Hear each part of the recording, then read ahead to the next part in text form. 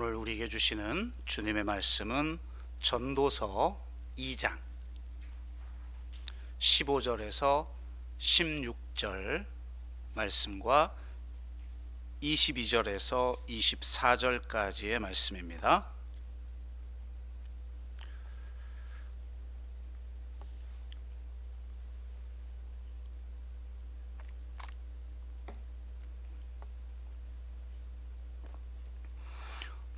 전도서 12장 15절에서 16절과 22절에서 24절까지의 말씀을 우리가 한 목소리로 같이 읽도록 하겠습니다. 같이 읽습니다. 내가 내 마음속으로 이르기를 우매자가 당한 것을 나도 당하리니 내게 지혜가 있었다 한들 내게 무슨 유익이 있으리요 하였도다. 이에 내가 내 마음속으로 이르기를 이것도 헛되도다 하였도다. 지혜자도 우매자와 함께 영원하도록 기억함을 얻지 못하나니 후일에는 모두 다 잊어버린 지 오래일 것임이라. 오호라, 지혜자의 죽음이 우매자의 죽음과 일반이로다. 22절부터입니다. 사람이 해 아래에서 행하는 모든 수고와 마음에 애쓰는 것이 무슨 소득이 있으랴. 일평생에 근심하며 수고하는 것이 슬픔뿐이라. 그의 마음이 밤에도 쉬지 못하나니 이것도 헛되도다.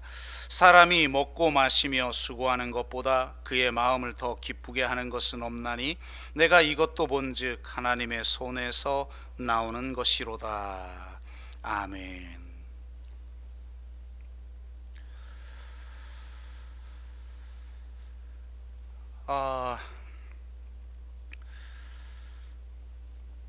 온라인으로 예배를 드리고 계시는 모든 성도님들과 이 자리에 참여한 성도님들 사랑하고 축복합니다.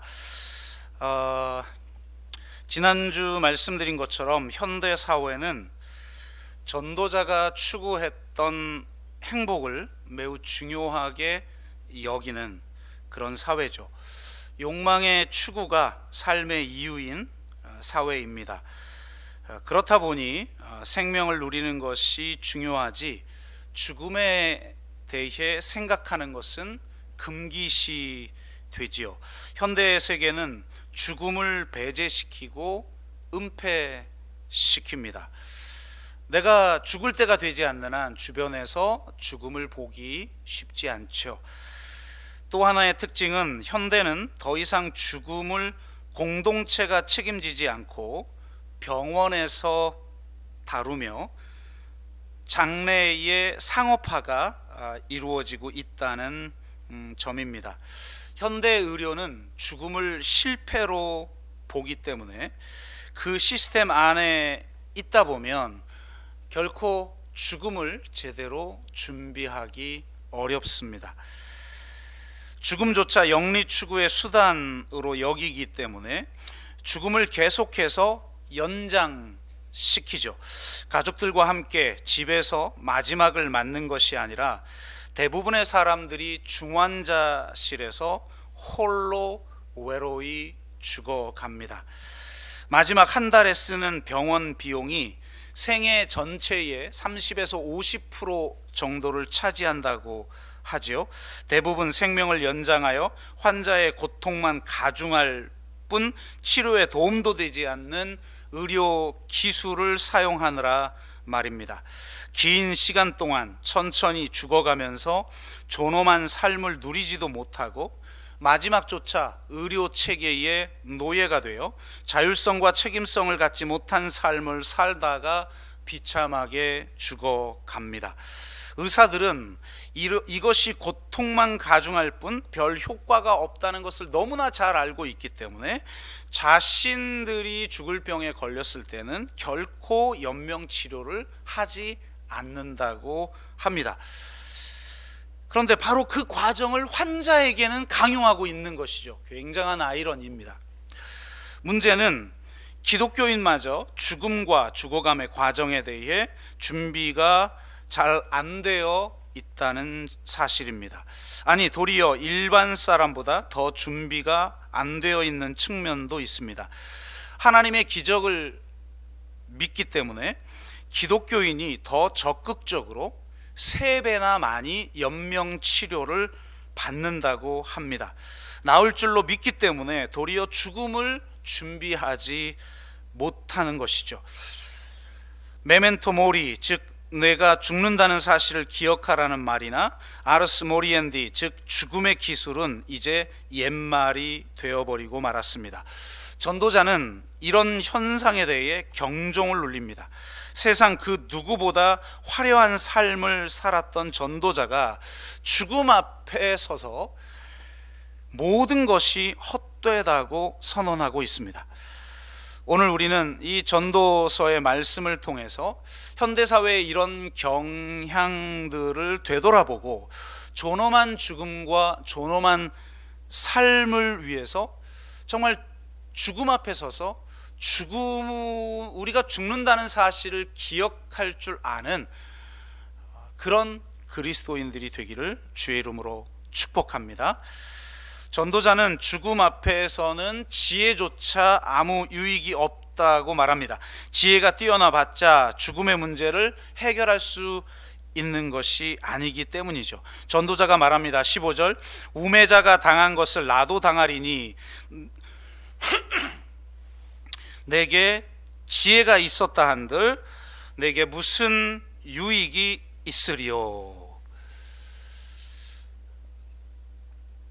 구약에서 가장 가치 있는 것 중에 하나가 지혜 아닙니까? 그런데 이것조차 도대체 그 지혜라는 게 우리에게 무슨 유익이 되느냐, 이렇게 문제 제기를 합니다. 더군다나 아무도 지혜자를 죽고 나면 기억하지 않는다는 겁니다. 살았을 때나 지혜자를 높여주지 죽고 나면 아무도 그를 기억하지 않습니다. 16절, 지혜자도 우매자와 함께 영원하도록 기억함을 얻지 못하나니 후일에는 모두 다 잊어버린 지 오래일 것임이라. 이렇게 말합니다. 다 잊혀질 거라는 거죠. 그렇기에 17절에서 그는 사는 것을 나는 미워한다 라고 말해요. 아우, 이런 게 다 헛되다 정도가 아니라 그렇기에 나는 사는 걸 미워했다. 18절에서는 내가 수고하는 것을 미워한다, 이렇게 말하기까지 합니다. 그러면서 그 이유에 대해서 구체적으로 적시하고 있는데요. 첫째는 자신의 소유와 업적을 자신이 가지고 갈 수 없기 때문에 그렇습니다. 다 빈손으로 왔다가 빈손으로 가는 거죠. 18절, 이는 내 뒤를 이을 이에게 남겨주게 됨이라. 아무것도 가져갈 수 없다는 거예요. 두 번째, 자신이 이룬 업적을 관리할 후손이 어떤 자인지 알지 못하기 때문입니다.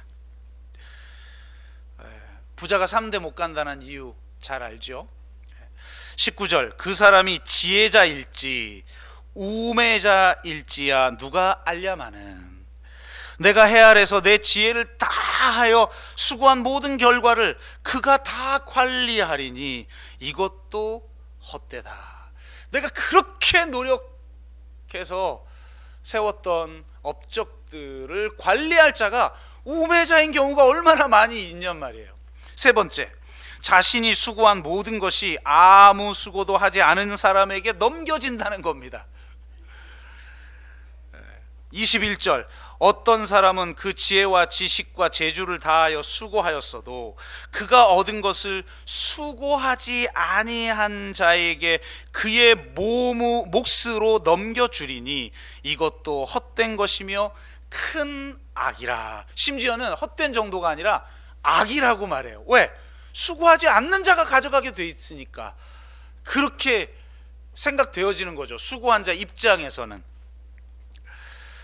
넷째, 정작 수고한 사람이 얻게 되는 것은 근심과 슬픔, 고통과 분노뿐이기 때문이라. 내가 수고해서 만들어 놓은 모든 것들을 다른 사람이 다 가지고 누리는데 정작 그걸 위해서 애썼던 나는 인생을 돌아보면 온갖 수고, 온갖 근심, 슬픔, 고통, 분노뿐이었다는 거예요. 22절, 23절 사람이 해 아래에서 행하는 모든 수고와 마음에 애쓰는 것이 무슨 소득이 있으랴. 일평생에 근심하며 수고하는 것이 슬픔뿐이라. 그의 마음이 밤에도 쉬지 못하나니 이것도 헛되도다. 죽음 앞에 서 보니까 수고와 소유가 분리되어져 버리고 수고와 보상도 모순된다는 것을 그는 깨달았다는 겁니다. 이렇게 사람은 죽음 앞에 서 봐야 인생의 실상을 알게 된다는 겁니다.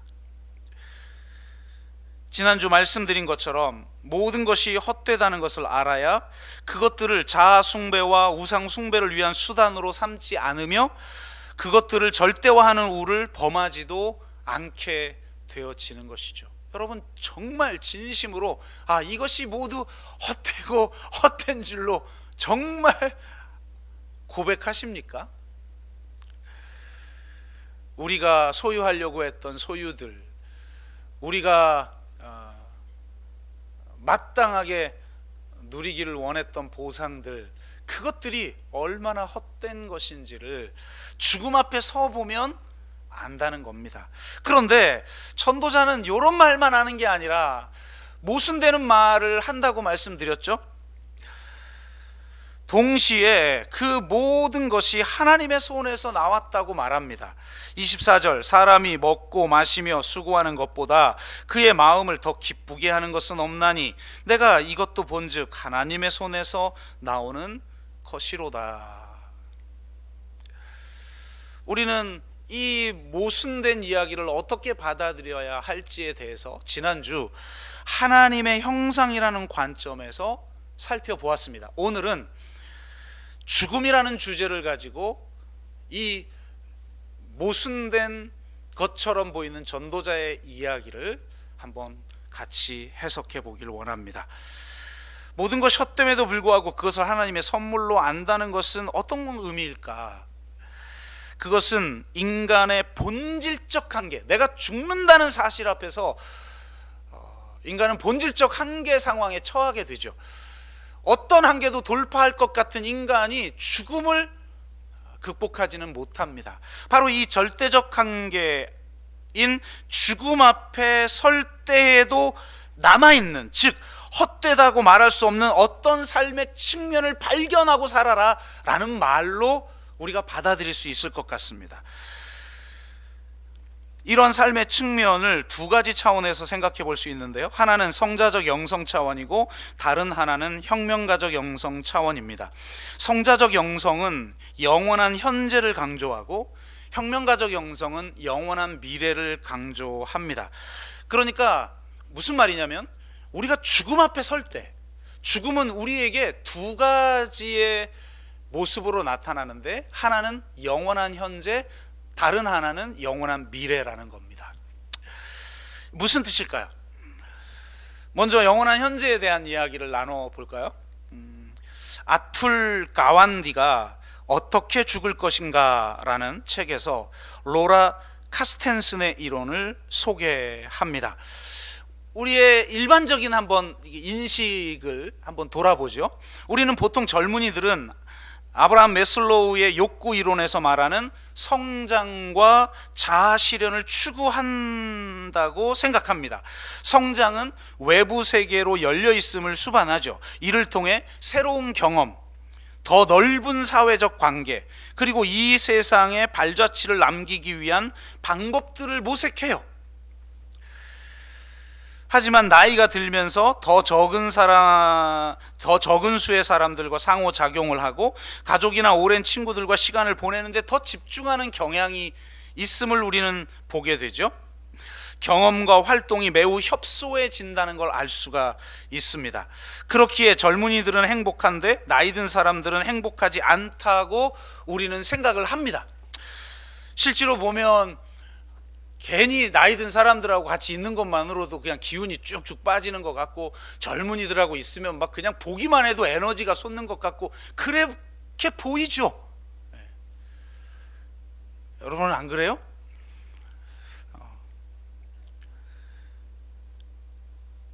그렇기에 젊은이들은 행복한데 나이 든 사람은 행복하지 않다라고 대부분은 생각하고 있다는 거예요. 왜 그렇게 됐을까? 보통은 노인들이 신체적이고 인지적인 쇠락에서 오는 위축으로 이전처럼 어떤 목표를 추구하기 어려워졌거나 단지 늙었다는 이유로 세상이 그들을 막기 때문이며, 이때 노인들은 그것과 맞서 싸우는 것이 아니라 그냥 세상에 적응해 버린다는 겁니다. 그래서 이렇게 되었다라고 사람들은 판단한다는 거예요. 그런데 로라 카스텐스는 이는 사실과 다르다는 겁니다. 실제로 나이가 들면 더 불행해지기는커녕 오히려 더 긍정적인 감정을 많이 느끼고 불안, 우울, 분노 등은 더 적게 느낀다는 거예요. 실제가 정서적으로 만족스럽고 안정적인 경험을 더 많이 한다고 합니다. 그래서 우리들의 예상을 뒤엎은 이 현실에 대해서 어떻게 해석할까 하는 사람들이 주로 어떻게 해석을 하냐면,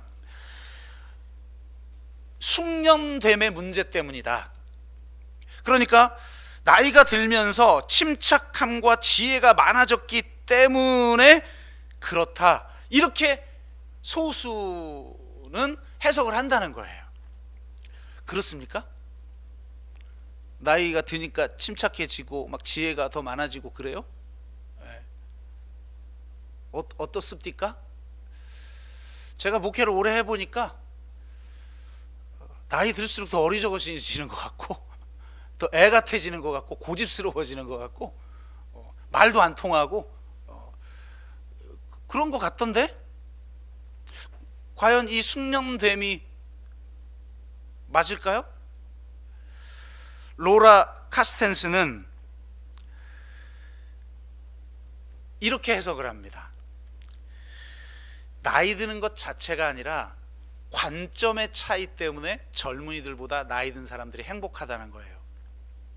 어떤 관점이냐? 시간이 유한하다는 느낌을 갖느냐, 영원하다는 느낌을 갖느냐의 차이 때문에 발생한다고 주장합니다. 대표적인 예로 죽을 뻔한 경험을 한 사람들의 삶을 돌아보면 훨씬 행복하게 산다는 거예요. 그가 나이 든 사람이든 젊은 사람이든. 젊은 사람이라 할지라도 죽을 뻔한 경험을 한 사람들의 관점은 시간은 유한한 거구나, 내가 언제든지 죽을 수가 있구나 라는 생각을 가지게 된다는 거예요. 그래서 죽음을 경험함으로 시간이 유한하다는 느낌을 가지게 되기 때문에 지금 여기에 더 초점을 맞추게 되어 더 행복한 삶을 살아간다는 거예요.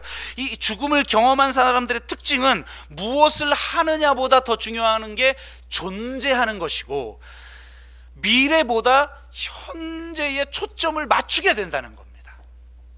마찬가지로 노인들은 유한한 시간이라는 관점을 가지고 있기 때문에 지금 여기에 초점을 맞추며 살아갈 수 있게 되어 훨씬 더 행복을 누리게 된다는 겁니다. 이 해석에 대해서 어떻게 생각하십니까?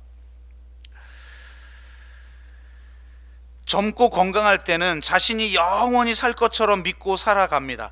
가지고 있는 기능과 능력을 잃을까 걱정하지도 않습니다. 삶의 시야와 한계를 기본적으로 몇십 년 단위로 사고를 합니다. 그럴 때 인간은 성취감, 창의성, 그리고 자아 실현에 필요한 여러 속성들을 추구합니다. 하지만 삶의 시야가 축소되어 눈앞의 미래가 불확실하며 한계가 있다는 것을 알게 될 때 삶의 초점은 지금 여기로 변화하게 됩니다. 실제로 몸이 아픈 사람들의 관점은 나이의 차이와 상관없이 나이 든 사람들의 관점과 별반 차이가 없다고 합니다. 반면 나이 든 사람도 자신에게 많은 시간이 주어졌다고 생각하는 사람들은 젊은이들의 관점을 가지고 산다고 하죠. 그러니까 중요한 건 관점의 차이라는 거예요. 죽음 앞에 섰을 때 우리는 우리의 인생이 얼마나 유한한지를 깨닫게 됩니다.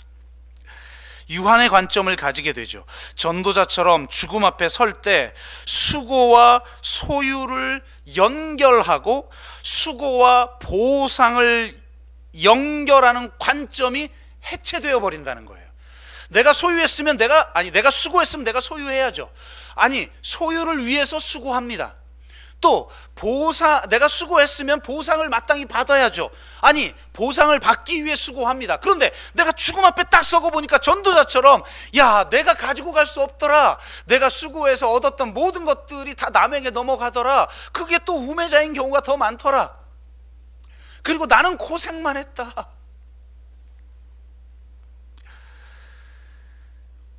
오직 영원한 현재, 여러분, 하나님은 영원한 현재이기 때문에 과거에도 현재에도 미래에도 지금을 살고 계시는 분이시죠.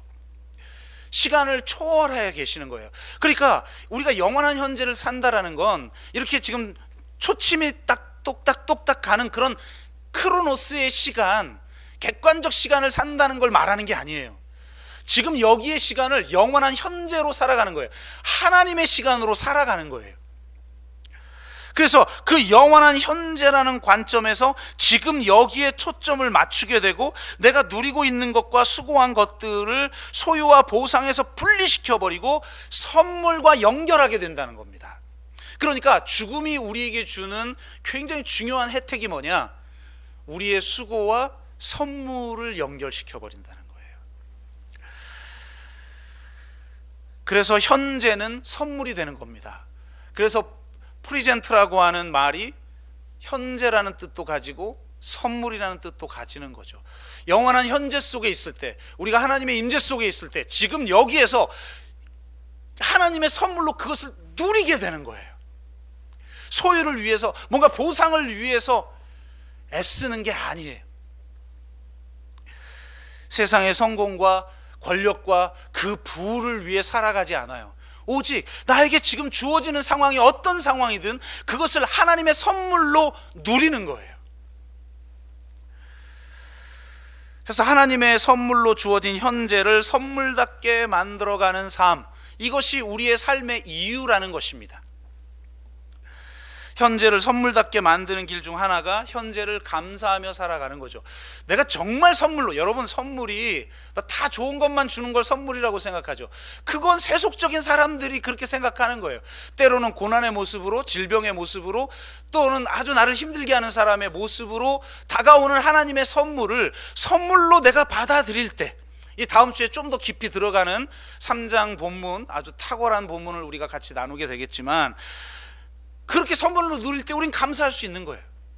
여러분, 감사훈련 사실 한 100일 정도 해야 우리가 조금 바뀐다고 하는데 지금 몇 주밖에 안 됐는데도 제가 매일 인증샷 올리시면, 감사노트 찍어서 올리시면 제가 거기에 다 댓글을 지금 달아드리고 있는데, 보면은요 3주 정도밖에 아직 안 됐는데도 옛날 같았으면 내가 화를 그냥 확 내버리고 그냥 불을 토해냈을 텐데 참게 되고, 이제 한 100일 정도 지나면 안 참아도 되는 경지에 다다르게 될 겁니다. 잠깐 실수는 하고 여전히 내가 소경처럼 남 탓하고 환경 탓할 때가 있겠지만, 훈련을 제대로 하고 나면 힘들지 않아요. 영성은 힘든 게 아니에요. 내 짐은 쉽고 가벼우니라. 어려우면 지금 나는 욕심에 사로잡혀 있고 내 자아에 사로잡혀 있는 거예요. 쉽고 가볍다, 무겁다? 그러면 그건 뭔가 욕심이 개입돼 있고 집착이 개입돼 있고 세상 수고와 소유를 연결하고 수고와 보상을 연결하고 있기 때문에 그런 거예요. 그런데 이게 이제 훈련을 좀 하다 보시면 쉽고 가벼워져요. 감사하는 게. 자, 우리 그 경지까지 한번 같이 가 봅시다. 안 하는 사람들 빼고. 그래서 감사가 바로 현재를 선물로 누리는 길인데, 이 얘기는 우리가 많이 했으니까 또 하나를 이야기하자면, 여러 가지가 있겠지만 그 중에 하나를 이야기하자면, 현재를 추억할 만한 것으로 만들어가는 거예요. 내 인생, 여러분, 추억만이 영원한 겁니다. 추억만이 남는 겁니다. 추억만이 나중에 뒷부분에 마무리할 때 하겠지만, 우리가 다시 몸이 부활하여 새하늘과 새 땅에 살 때 남아있는 것들입니다. 에베소서에 보면 세월을 아끼라고 하죠. 세월을 아끼라는 말은 세월을 구속하라는 말이다. 제가 한번 설교한 적이 있습니다. 그래서 나이 드는 삶을 살지 말아라. 나이 드는 사람은 그냥 세월이 흘러가는 거에 자기를 맞추는 거예요. 근데 나이를 먹는 사람이 되어야 한다. 나이 먹는 사람은 세월을 자기 것으로 만드는 사람이에요. 그럼 세월을 자기 것으로 만든다는 게 무엇인가? 세월을 기억할 만한 삶으로 만드는 거예요. 그럴 때 우리는 세월을 구속할 수가 있어요. 이런 이야기를 한번 해볼 수 있을 것 같아요. 여러분, 나이가 들면 시간이 빨리 흐른다고 하죠. 50대는 시간이 시속 50km로 흐르고, 60대는 시속 60km로 흐르고, 70대는 시속 70km로 흐른다고 그럽니다.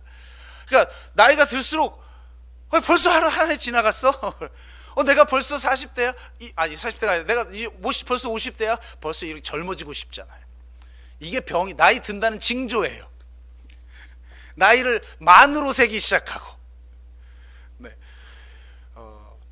그러니까 빨리 흐르는 거죠. 너무 쏜살같이 흘러가는 것처럼 느껴져요. 도대체 왜 그럴까? 똑같이 객관적으로 주어진 시간인데. 다우어 드라이스마가 쓴 나이 들수록 왜 시간은 빨리 흐르는가 라는 책에서 그 이유를 세 가지를 이야기하는데요. 망원경 효과, 회상 효과, 그리고 생체 시계 때문이라고 그럽니다. 그런데 오늘 주제와 관련해서 중요한 게 바로 이 회상 효과예요. 심리학 책을 읽어보면 이런 말이 굉장히 많이 나옵니다. 우리의 뇌는 인지적 구두쇠다. 그러니까 이 하나의 용량을 가지고 내가 살아남아야 하기 때문에 최고의 효율성을 갖도록 이 뇌가 만들어졌다는 거예요. 그래서 인지적 구두쇠예요. 그러니까 생각의 효율성을 추구하게 돼 있다는 거예요, 이 뇌가. 그래서 과거를 회상할 때 비슷한 사건은 하나로 압축시켜 기억한다는 거예요. 젊을 때를 생각해 보세요. 굉장히 다채로운 삶의 기억이 많기 때문에 기억할 만한 게 많죠. 기억할 만한 게 압축돼서 떠오르는 게 아니라 일렬로 펼쳐져서 떠올라요. 예를 들어 1년에 10개의 기억을 기억할 만한 게 있는 거예요. 그런데 나이가 들수록 삶이 단순하고 단조로워져요. 그러다 보니까 1년의 삶을 돌아보면 10개가 다 똑같으니까 뇌에는 그걸 하나로 압축시켜서 기억한다는 거예요. 그러니 젊은 시절을 생각하면 10개의 기억들이 일렬로 늘어서 있는데 최근의 삶을 돌이켜보면 1년에 하나의 기억밖에는 기억할 게 없으니 세월의 속도가 쏜살 같은 거죠, 점점. 그래서 이 책에서는 그러면 시간을 좀 느리게 살고 싶으면 어떻게 해야 되느냐, 어떻게 해야 되겠어요? 다채로운 삶을 살아라. 이게 해답이에요. 근데 오늘 우리의 주제와 관련돼서 이야기를 해보면 결국 기억할 만한 삶을 살아라. 추억을 만들 줄 아는 삶을 살아라.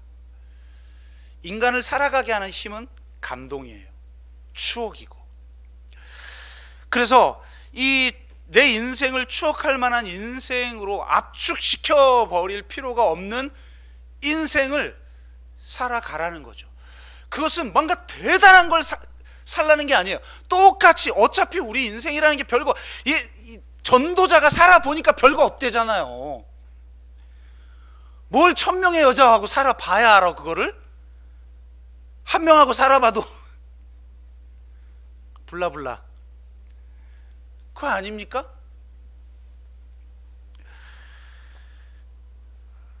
똑같이 주어지는 그 인생을 다르게 사는 거예요. 다른 관점을 가지고 살아가는 거예요.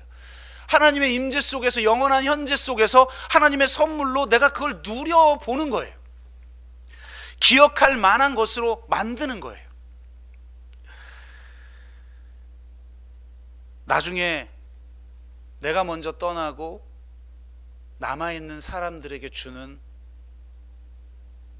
선물이기도 합니다. 그러한 삶이. 떠난 후에 남겨진 것들이라는 책이 있는데요, 비슷한 이야기를 해요.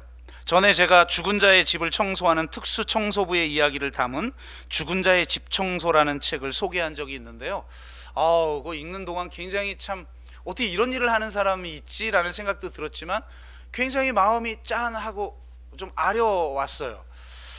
참 홀로 죽어간 사람들의 삶. 병원에서야 뭐 죽은 자의 집 청소할 필요 없죠. 병원에서 죽은 사람이면 다 집에서 죽었는데 외롭게 죽거나 자살을 하거나 굉장히 힘들게 살아간 사람들의 집을 청소해주는 이야기인데 마음이 많이 애렸어요. 근데 이 떠난 후에 남겨진 것들은 유품 정리사가 쓴 책이에요. 제가 얼마 전에 나는 사별하였다라는 책을 한번 소개했잖아요. 그 책에서 유품 정리사가 알려주는 아름다운 마무리를 위한 7계명을 소개하는 대목이 나와서 이 책을 한번 읽어봐야겠다. 그리고 제가 이번 주에 읽어봤어요. 전도서는 아무래도 이 죽음이라는 주제를 종종 다루기 때문에 한번 좀 읽어봐야겠다라고 생각하고 읽는데 정말 떠난 후에 남겨진 것들이 그 사람의 삶을 보여주는 거죠. 그 7계명이라는 게 이런 거예요. 첫째, 삶의 질서를 세우기 위해 정리를 습관화하라. 우리 집 식구들은 이거 1계명부터 벌써 걸리는데. 둘째, 직접 하기 힘든 말이 있다면 글로 적어보세요.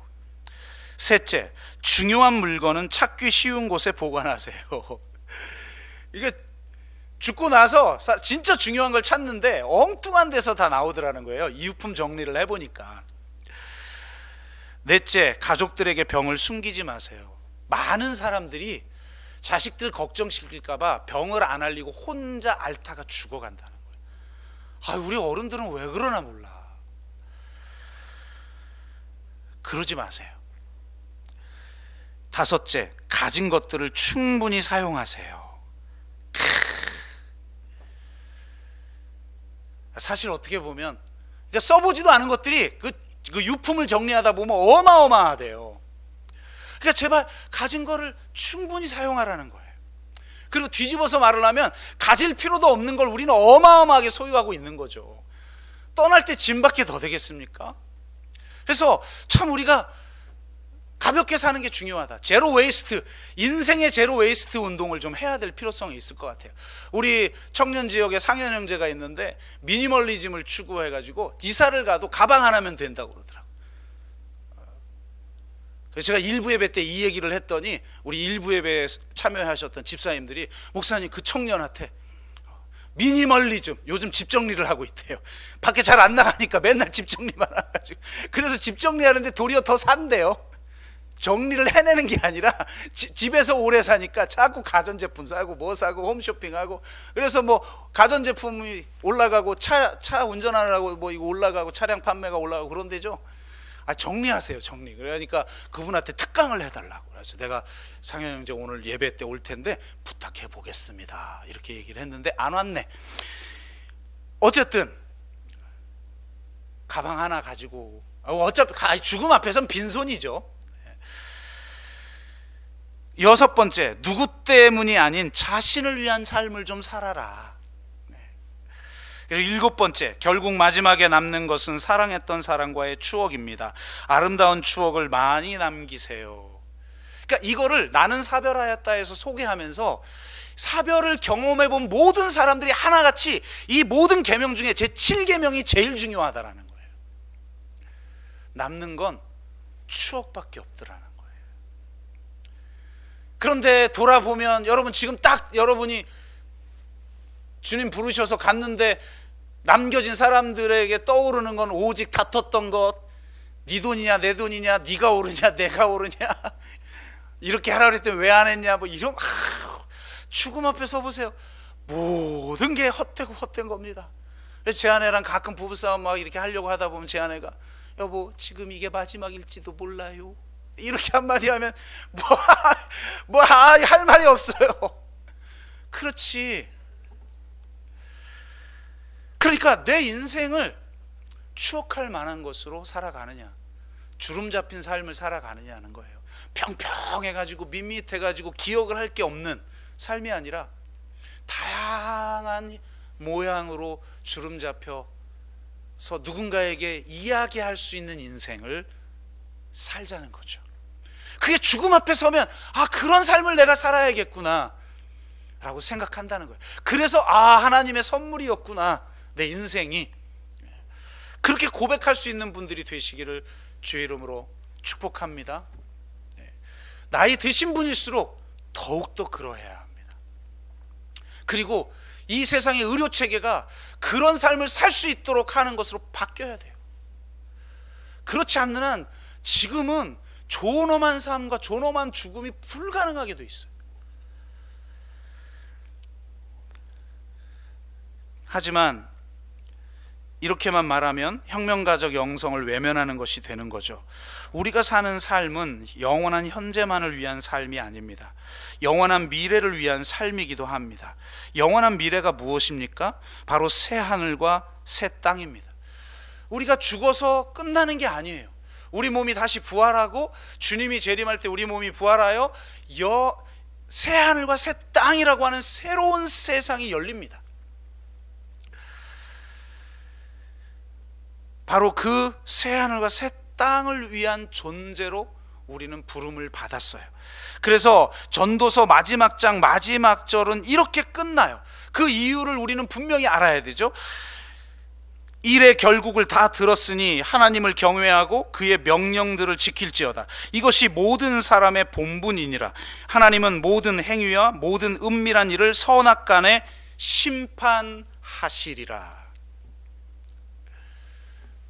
마지막이 있다는 거예요. 내 인생의 마지막만이 아니라 이 역사의 마지막이라는 게 존재한다는 거예요. 새하늘과 새 땅이라는 게 존재한다는 거예요.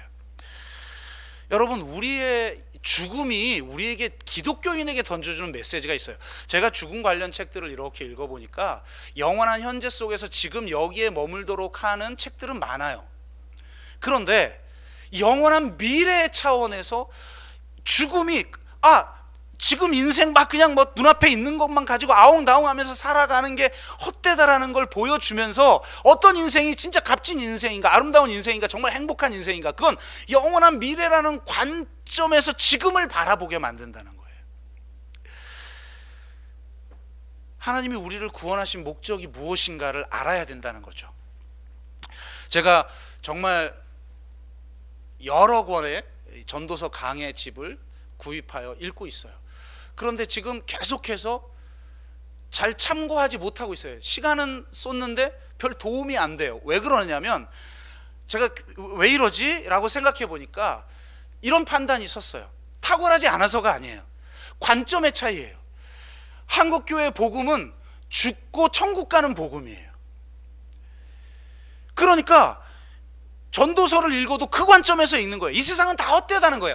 다 일시적이고 잠깐 있다 안개와 같은 거라는 거예요. 그러니까 영원한 저 죽음 이후의 삶을 바라보라는 거예요. 지금의 삶이라는 건 바로 그 영원한 삶, 그 죽음 이후의 삶, 죽음 이후의 삶을 위한 준비 단계에 불과하다는 거예요. 한편으로는 맞지만 그게 기독교에서 이야기하는 궁극적인 메시지가 아니잖아요. 기독교인의 구원의 목적은 죽음 이후의 삶이 아니에요. 내가 죽어도 저 천국에 살 어떤 특권을 얻기 위해서 우리가 믿는 게 아니에요. 기독교에서 말하는 구원의 목적은 죽음 이후의 삶이 아니라 죽음 이후의 삶 이후의 삶이에요. 새하늘과 새 땅이에요. 그리고 그 새하늘과 새 땅은 내가 지금 여기서 어떻게 살았느냐에 의해서 결정되는 거예요. 그래서 사도 바울은 뭐라고 말합니까? 우리의 공적이 불의 시험에 타 사라지지 않을 공적이 되게 하라는 거예요. 그러니까 불에 타 사라져버리는 것들을 위해서, 소유와 보상을 위해서 그렇게 살아가는 삶이 아니라 하나님의 선물로 누리는 동시에 이 세상을 하나님 나라 가치로 변화시켜 불의 공력에 타서, 불의 시험에 타서 사라지지 않을 그런 공적으로 내 삶을 만드는 것, 그게 의미 있는 삶이라는 거예요. 그리스도인에게 있어서 삶은 의미 있는 삶이에요. 의미는 어떻게 만들어지느냐? 내 인생의 스토리, 매우 사적이고 별것도 아닌 것 같은 내 인생의 스토리가 더 크고 위대한 스토리의 일부라는 걸 알 때 의미가 발생하는 거예요. 하늘과 땅의 창조에서 시작해서 새하늘과 새 땅의 창조로 끝나는 그 거대한 하나님의 구원 이야기의 내가 일부이구나. 하나님이 바로 그 구원의 이야기의 일부로 나를, 내 인생을 허락하셨구나, 선물로. 그래서 내가 숨을 거두는 그 순간까지도 하나님 나라 가치를 이 땅 가운데 실현하기 위해서 살아가는 거예요. 그것이 때로는 내 손주를 돌보는 것일 수도 있고, 그것이 때로는 그저 그 살림을 하는 것일 수도 있고, 그것이 다양한 형태로 우리 삶에 드러나지만 내가 다른 마인드로 다른 가치를 가지고 그 일들을 해내는 거예요. 이 부분에 대해서는 오랫동안 이야기를 많이 했으니까 혁명가족 영성에 대해서는 이렇게 간단하게 마무리합니다.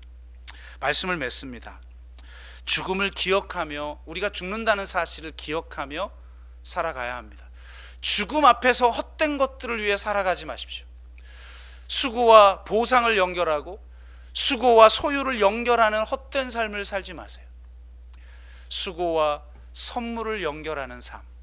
그래서 내가 그 선물을 선물답게 만들며 감사하며 기억할 만한 것으로 만들어가며 살아가는 삶을 사십시오. 죽음 앞에 섰을 때 후회할 인생을 살지 마시기를 바라고, 또한 내가 마지막 숨을 거두는 그 순간까지 때로는 내가 어디 움직일 수 없어서 하나님 나라를 위해, 교회를 위해, 우리 가족을 위해 기도할 수밖에 없는 것이라 할지라도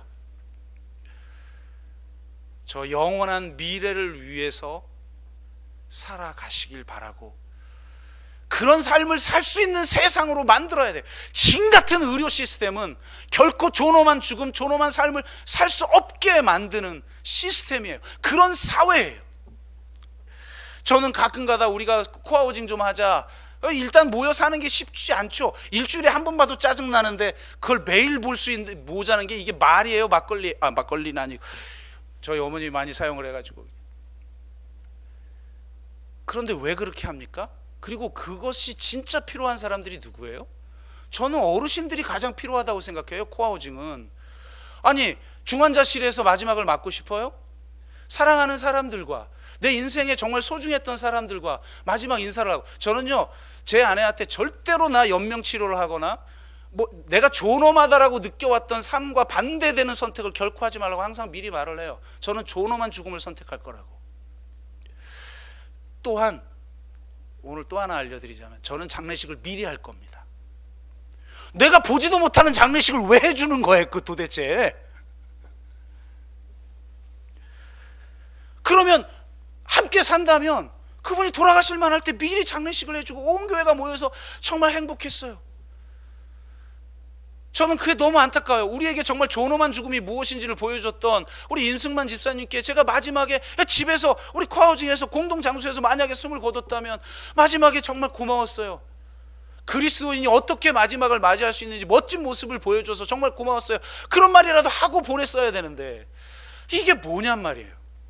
그러면 정말 어르신들이 야말로 공동주택 코아우징이 제일 필요한데 절대 안 하려고 그래요. 뭔 얘기를 하려다 이렇게 됐어요. 죽음 앞에 서서 정말 존엄한 삶을 마무리할 수 있는 삶을 살아가십시오. 후회할 인생 절대 살지 마세요. 이 한 번뿐이, 다시 산다면, 몇 번의 기회가 있다면 괜찮죠. 그리고 다시 산다는 것도 뭘 이 헛되고 헛된 인생 또 살라고 그래.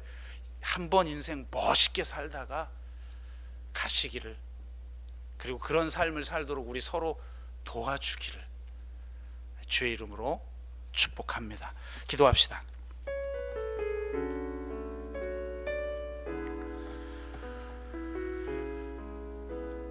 죽음 앞에 설 때